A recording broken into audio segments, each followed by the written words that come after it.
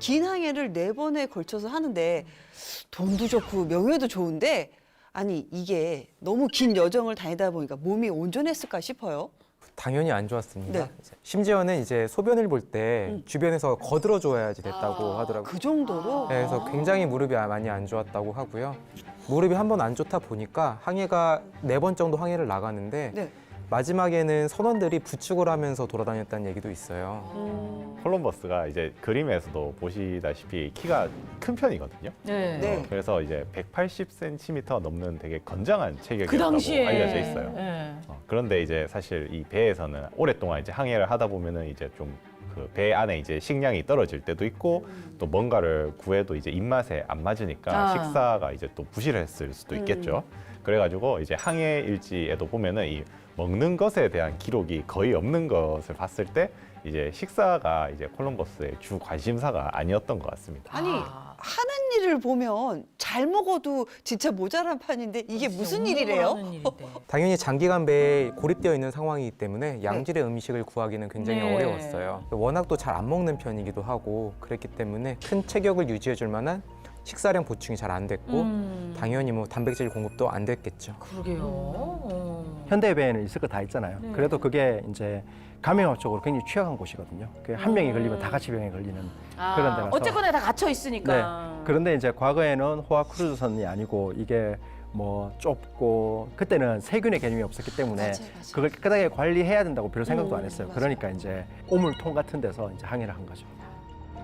자, 결국 1502년에서 1504년 사이에 4차 항해를 하면서 이제 온두라스와 파나마 지역을 발견하고 이제 귀국을 했습니다.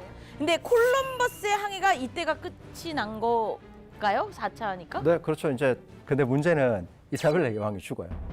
사망하면서 후원자가 최고의 후원자가 없어졌네요. 그렇죠. 너무 뒷배가. 그렇죠. 너무 편해했기 때문에 오히려 이사벨 왕이 너무 편해하니까 정적들이 벌떼처럼 일어나서 정치적으로 고립되고 재기하지 못하고 이제 관절염 나빠지고 통풍 나빠지고 또 콜럼버스 같은 사람한테 이제 정치적으로 이렇게 고립되는 게 스트레스도 주고 해서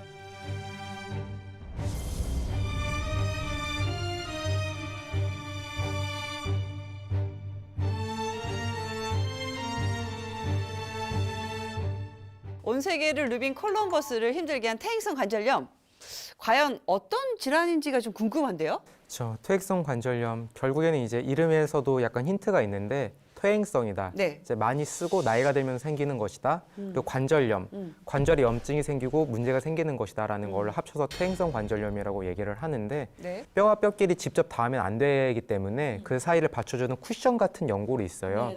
높이는 한 3mm 정도에서 4mm 정도가 되고요. 그게 끊어지면은 결국에는 쿠션이 제 역할을 하지 못하게 되고 그러다 보면은 손상이 오고. 네, 손상이 오게 됩니다. 허벅지 종아리뼈랑 이제 허벅지 뼈를 감싸고 있는 연골이 깨지기 시작해요. 그러면서 통증이 더 심해지고 인대나 건 손상까지 같이 오는 경우도 종종 있습니다.